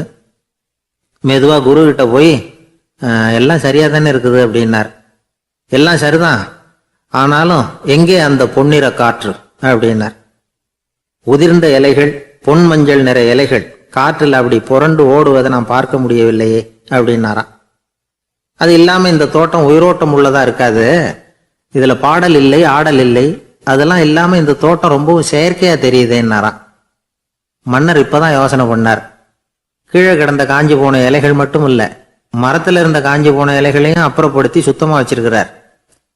இறப்பும் வாழ்க்கையினுடைய ஒரு பகுதி தான். மரணம்ங்கிறது வாழ்க்கைக்கு எதிரானது அல்ல, அதை நிரப்பும் ஒரு பகுதி தான் அது. மரணம் இல்லையில் வாழ்க்கையே இல்லை அப்படிங்கிறது பெரியவங்க கருத்து. இப்ப அந்த தோட்டம் அழகா தான் இருக்குது, இருந்தாலும் அது ஒரு ஓவியம் மாதிரி உயிர் இல்லாமல் இருக்கு. குரு ஒரு வாளியை கையில எடுத்துக்கிட்டார். தோட்டத்தை விட்டு வெளியில போனார். ஏற்கனவே வீசி எறிந்த அந்த சருகுகளை எல்லாம் அள்ளி கொண்டுகிட்டு வந்தார். உள்ள எல்லா இடங்கள்லயும் அதை வீசினார். உடனே காத்து அந்த காய்ந்த சருகுகளையும் பழுத்த இலைகளையும் அசைக்க ஆரம்பிச்சுட்டுது. இப்போ அங்க சலசல சத்தம், சங்கீதம், இலைகளின் நடனம். ஓவியம் மாதிரி இருந்த அந்த தோட்டத்துக்கு இப்போ உயிர் வந்துட்டுது. இதுதான் அந்த பொன்னான காற்று அப்படின்னாராம் குரு. மன்னருக்கு புரிஞ்சுது. மிகப்பெரிய ஜென் கேள்வி ஒன்று உண்டு. உம்மான் அப்படிங்கிற ஒரு பெரிய குருவை பார்த்து துறவி ஒருத்தர் கேட்டாராம், இலைகள் எல்லாம் கீழே விழுந்து மரங்கள் மொட்டையாக இருக்கும் பொழுது என்ன நடக்கும்? இதுதான் கேள்வி. இதுக்கு உம்மான் சொன்ன பதில் பொன்னான காற்று, தி கோல்டன் விண்ட் அப்படின்னாராம்.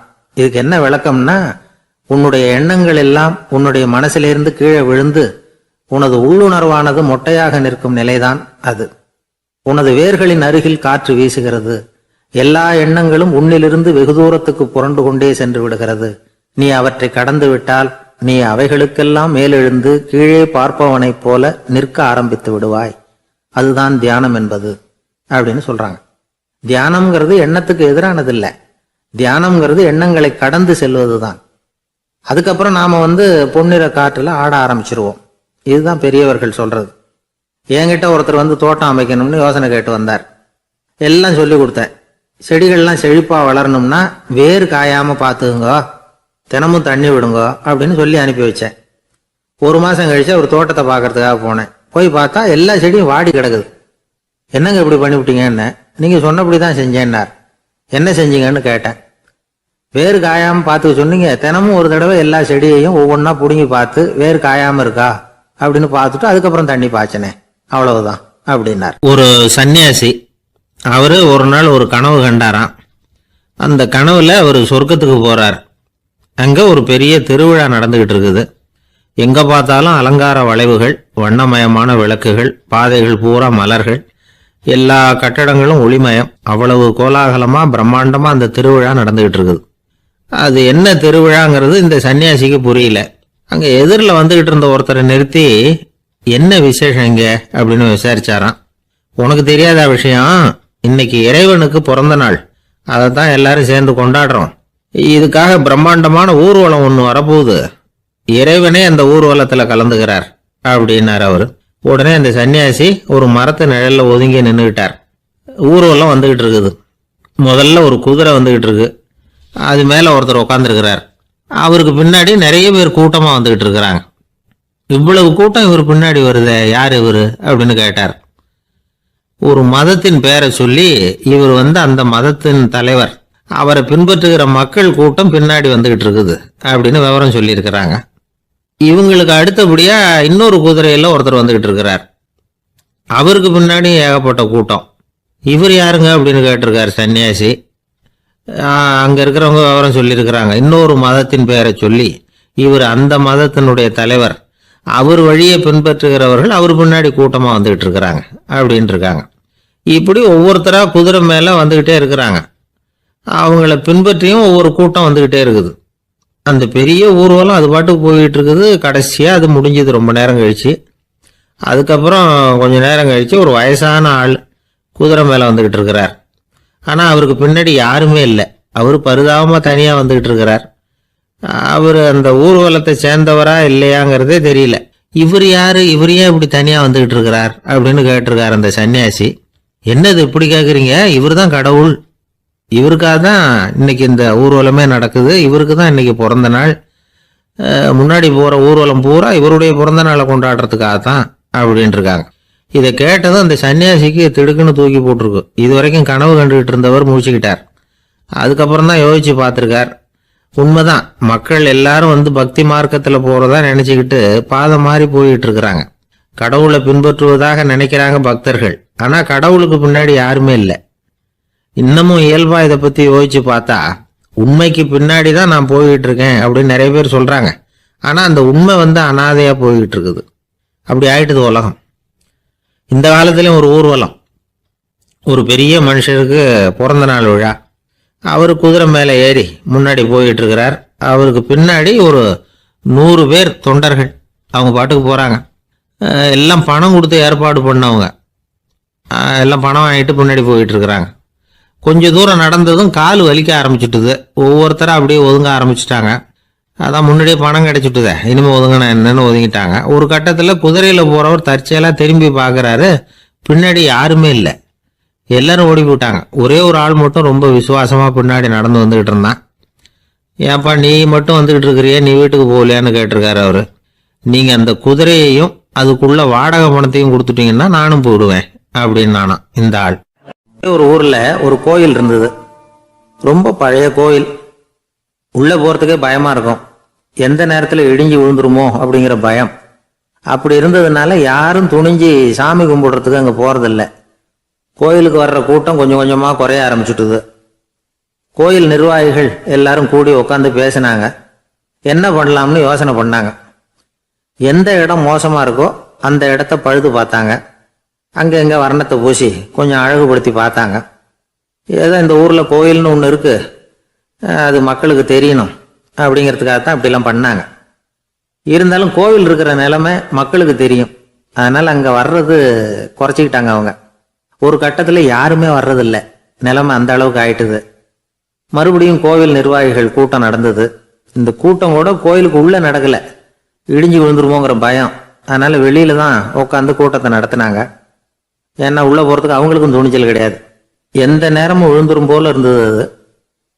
அது வழியா போறவங்க கூட வேகமா அந்த இடத்த கடந்து போக ஆரம்பிச்சிட்டாங்க. கோவில் நிர்வாகிகள் வெளியில உட்காந்து கூட்டம் போட்டாங்க இல்லையா, அந்த கூட்டத்துல 4 தீர்மானங்களை நிறைவேற்றினாங்க. அது என்ன 4 தீர்மானம்னா, முதல் தீர்மானம், இந்த கோவிலை இடிப்பது அப்படிங்கிற முடிவை இந்த கமிட்டி மிகவும் வருத்தத்துடன் ஏற்றுக்கொள்ளுகிறது அப்படின்னு நிறைவேற்றினாங்க. இதுக்கு பதிலாக இன்னொரு கோவிலை உடனடியாக கட்டி முடிச்சுடணுங்கிறது 2வது தீர்மானம். 3வது தீர்மானம் என்ன தெரியுமா, பழைய கோவிலின் கதவுகள், அதிலிருந்து பிரிச்சு எடுக்கிற செங்கல், இதையே புது கோவில் கட்டுவதற்கு பயன்படுத்தி கொள்ள வேண்டியது. பழைய கோவில் இருந்த மாதிரியே அதே வடிவத்தில் புது கோவிலையும் கட்ட வேண்டியது. பழைய கோவிலின் அஸ்திவாரத்தை அப்படியே வச்சுக்கிட்டு அதுக்கு மேலே நாம் கோவிலை கட்டிக்க வேண்டியது. இதுதான் 3வது தீர்மானம். இதையும் கமிட்டி முழு மனசோட ஏற்றுக்கிட்டது. இது வரைக்கும் சரி. இப்போ அந்த கமிட்டி 4வதா ஒரு முக்கியமான தீர்மானத்தை கொண்டுகிட்டு வந்து அதையும் ஏகமனதாக நிறைவேற்றி விட்டது. அது என்ன தீர்மானம்னா, புதிய கோவில் கட்டி முடிக்கிற வரைக்கும் பழைய கோவிலை இடிக்கிறதில்லை அப்படிங்கிற தீர்மானம். எப்படி இருக்குது பாருங்க இது. பழசை இடிக்காத வரையில அதே இடத்துல புதுசா எப்படி கட்ட முடியும்? பல விஷயங்கள்ல நாம நடந்துக்கிற முறையும் இப்படிதான் இருக்குதான். வாழ்க்கையில முன்னேறணும்னு ஆசைப்படுவோம், அதே நேரத்துல அந்த முன்னேற்றத்துக்கு எது தடையா இருக்கோ அதை விட்டு விடுறதுக்கும் மனசு வராது. வெளிநாட்டுல ஒரு பெரிய விருந்து நடந்துகிட்டு இருந்துதான். எல்லாரும் மது கோப்பையும் கையுமா அலைஞ்சுக்கிட்டு இருக்கிறாங்க. ஒருத்தர் மட்டும் கையில எதுவும் இல்லாம ரொம்ப நல்ல பிள்ளையா சாதுவா ஒரு ஓரமா தனியா உட்கார்ந்துருக்கிறார். அவர்கிட்ட நெருங்கி வாங்க மது சாப்பிடலாம் அப்படின்னு கூப்பிட்டாங்களாம்.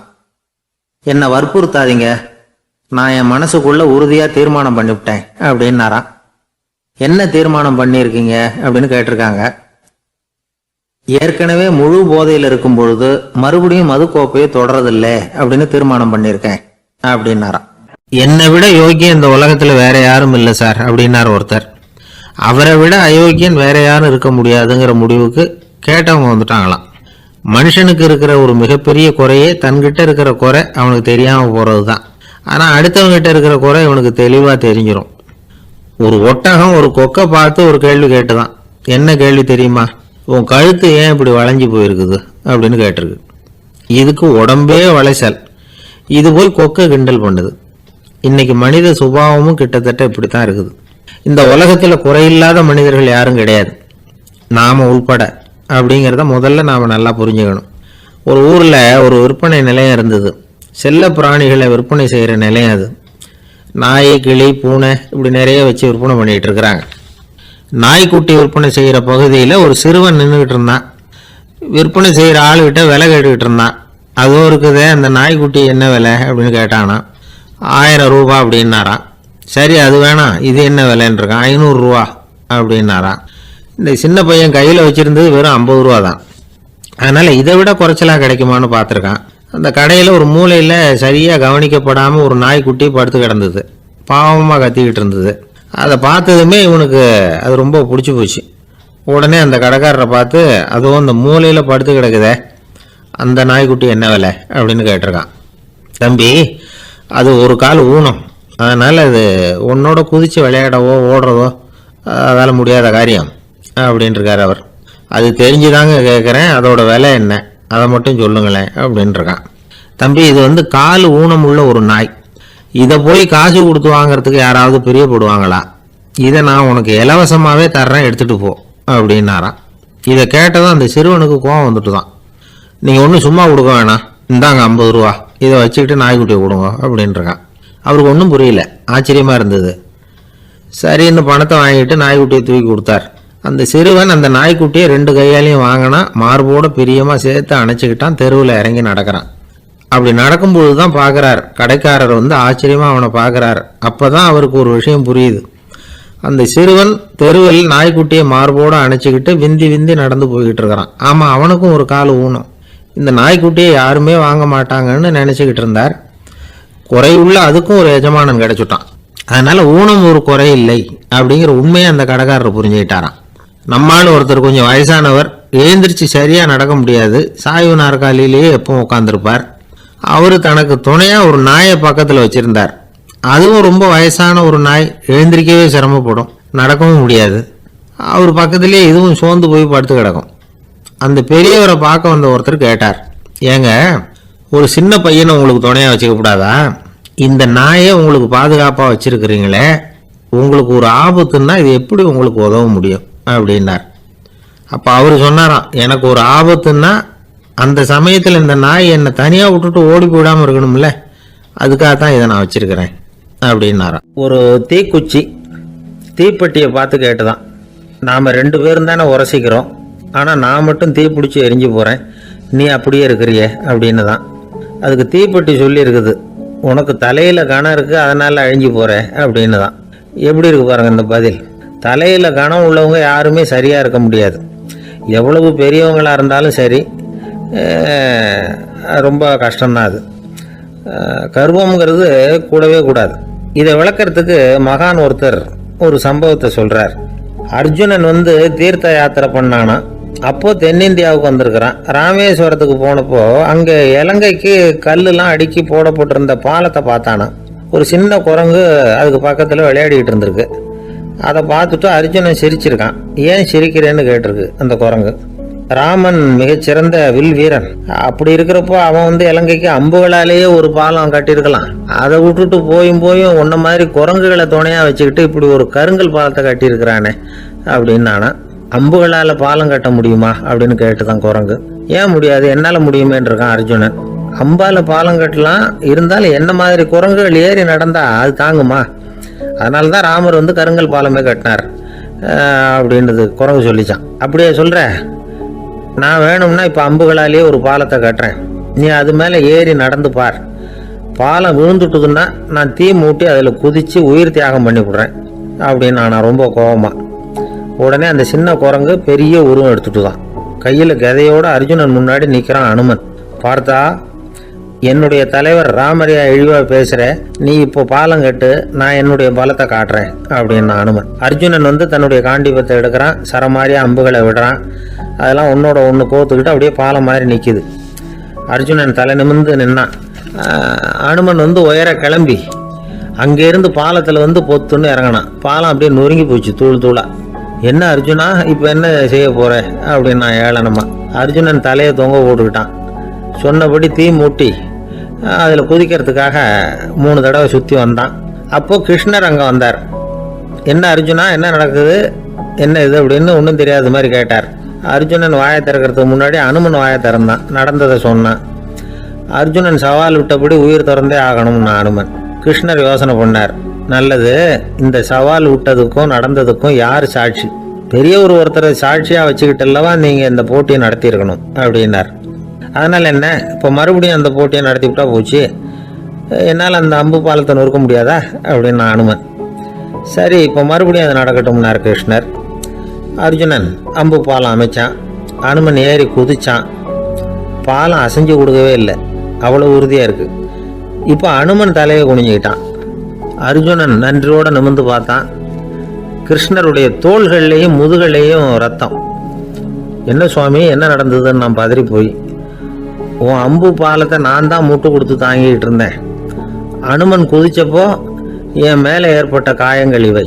பின்ன உன்னுடைய அம்பு பாலத்தினாலேயா பாலம் நின்றுதுன்னு நினைக்கிற அப்படின்னாராம். முதல்ல அர்ஜுனன் அப்புறம் அனுமன் 2 பேருக்குமே கர்வ பங்கம் ஆயிட்டு தான். அதாவது அவங்க கிட்ட இருந்த கர்வம் போயிட்டுது. யாரா இருந்தாலும் கர்வம் கூடாதுங்கிறத இதிலிருந்து நாம புரிஞ்சுக்கணும். ஒரு நாள் ராத்திரி அவர் ஏற்கனவே தயாராக கட்டி வச்சிருந்த பணம் முடிச்ச கையில் எடுத்துக்கிட்டு வீட்டை விட்டு வெளியில் வந்தார். தெருவில் இறங்கி நடந்தார். இன்னைக்கு யாருக்கு தர்மம் செய்யறது அப்படின்னு யோசனை பண்ணிட்டு இருட்டில் நடந்து வந்துகிட்டு இருக்கிறார். யாரோ ஒருத்தர் எதிரில் வர்றது மாதிரி தெரிஞ்சுது. உடனே அவர் கிட்ட போனார். தன்கிட்ட இருந்த பணம் முடிச்சு அவசரமாக அவர் கையில் திணிச்சுட்டு திரும்பி வந்துட்டார். அப்பாடா, ஒரு வழியாக யாருக்கும் தெரியாமல் இன்னைக்கு தர்மம் பண்ணியாச்சு அப்படிங்கிற மகிழ்ச்சி, மன நிறைவு அவர் முகத்தில். நிம்மதியாக தூங்கினார். அப்புறம் எழுந்திரிச்சார். மறுநாள் காலையில் ஊர் பூரா ஒரே பேச்சு. என்ன பேச்சுன்னா, நேற்று ராத்திரி ஒரு திருடன் கையில யாரோ பணத்தை கொடுத்துட்டு போயிருக்கிறாங்க அப்படின்னு எல்லாரும் பேசிக்கிட்டு இருக்கிறாங்க. இதை கேள்விப்பட்டதும் அந்த பெரியவருக்கு ரொம்ப வருத்தமா போச்சு. அடடா, போயும் ஒரு திருடனுக்கா உதவி பண்ணியிருக்கிறோம், பிரயோஜனம் இல்லாம போயிட்டுதே அப்படின்னு நினைச்சார். சரி, இன்னைக்கு யாருக்காவது உதவி பண்ணணும் அப்படின்னு முடிவு பண்ணினார். ராத்திரி நேரம் வந்தது. இவர் வழக்கம் போல தெருவில் இறங்கி நடந்தார். கையில பணம் முடிச்சு. எதிரில் ஒரு பொன் உருவம் மங்களா தெரிஞ்சது. இவர் உடனே அந்த பெண் கிட்ட பணத்தை கொடுத்துட்டு திருப்தியா திரும்பி வந்துட்டார். மறுநாள் காலையில ஊர் பூரா என்ன பேசிக்கிட்டாங்க தெரியுமா? நேற்று ராத்திரி நெறி தவறி நடக்கிற ஒரு பெண்ணின் கையில யாரோ பணத்தை வச்சுட்டு போயிருக்கிறாங்க அப்படின்னு எல்லாரும் பேசிக்கிறாங்க. அடடா, இன்னைக்கும் தவறுதலா நடந்து போச்சு அப்படின்னு ஒரு வருத்தப்பட்டார். இருக்கட்டும், இன்னைக்கு ஏதாவது தர்மம் பண்ணுவோம் அப்படின்னு நினைச்சுக்கிட்டாரு. 3வது நாள் ராத்திரியும் புறப்பட்டார். இப்பவும் எதிரில் ஒருத்தர் வந்தார். இவர் பணத்தை கொடுத்தார், திரும்பி வந்துட்டார். மறுநாள் மக்கள் என்ன பேசிக்கிட்டாங்கன்னா, நேற்று ராத்திரி ஒரு செல்வந்தர் கையில யாரோ பணத்தை கொடுத்துட்டு போயிருக்கிறாங்க அப்படின்னு பேசிக்கிட்டாங்களாம். அவருக்கு ரொம்ப வருத்தமா போட்டுது. என்ன இது, கனவு இப்படி ஆகிட்டு இருக்குதே அப்படின்னு நினைச்சுக்கிட்டே படுத்து தூங்கினார். அன்னைக்கு ராத்திரி ஒரு கனவு. அந்த கனவுல இறைவன் வந்து சொன்னாராம், இத பாருப்பா, நீ கொடுத்த தர்மம் வீணா போயிடல. உன்கிட்ட பணம் வாங்கின அந்த திருடன் திருந்திட்டான், அந்த பொண்ணும் திருந்திட்டா, அந்த செல்வந்தனும் கொடையாளி ஆயிட்டான், எல்லாருக்கும் உதவி பண்ண ஆரம்பிச்சுட்டான் அப்படின்னு சொன்னாராம். இந்த கதையை சொன்னவர் யாருன்னா நபிகள் நாயகம். இதுல உள்ள கருத்து என்னன்னா, நல்ல மனசோட தர்மம் பண்ணுனா அது வீணா போறதில்லை. இன்னொரு கருத்து, தர்மம் வந்து தன்னை மட்டுமல்ல அடுத்தவங்களையும் தீமையிலிருந்து காப்பாற்றும். இதுதான் நாம புரிஞ்சுக்க வேண்டியது. இந்த காலத்திலயும் இது மாதிரி சில சம்பவங்கள் நடக்கிறது உண்டு. ஒரு பெரியவர் இருட்டில் நடந்து வந்துகிட்டு இருந்தாரு. எதிரில் வந்த ஒருத்தன் வலுக்கட்டாயமா ஒரு கையை பிடிச்சி ஒரு பண முடிப்பை கொடுத்து வச்சுக்க சொல்லிவிட்டு விலகி போயிட்டான். பெரியவருக்கு ஆச்சரியம், இந்த காலத்திலயும் இப்படி வலது கை கொடுக்கறது இடது கைக்கு தெரியக்கூடாதுன்னு நினைக்கிற கொடையாளிகள் உண்டு போல இருக்கு அப்படின்னு யோசனை பண்ணிக்கிட்டே நடந்தார். கொஞ்ச தூரம் போயிருப்பாரு. அதுக்குள்ள அதே ஆள் திரும்பி வந்தான். கொடுத்த பணம் முடிப்பை திருப்பி கொடுங்க அப்படின்னு கேட்டு வாங்கிட்டான். இவருக்கு ஒன்றும் புரியல. ஏன் இப்படி பண்றேன்னார். அது ஒண்ணும் இல்லைங்க, கொஞ்ச நேரம் இதை உங்ககிட்ட கொடுத்து வச்சிருந்தேன், அவ்வளவுதான் அப்படின்னா. ஏன்னு கேட்டார். என்னை பின்னாடி போலீஸ் தேடிக்கிட்டு வந்துகிட்டு இருக்குது, அதுதான் அப்படி பண்ணேன், இப்போ போயிட்டுது, இனிமே ஒன்றும் பயம் இல்லை அப்படின்னு சொல்லிவிட்டு அவன் பாட்டுக்கு நடந்து போறான்.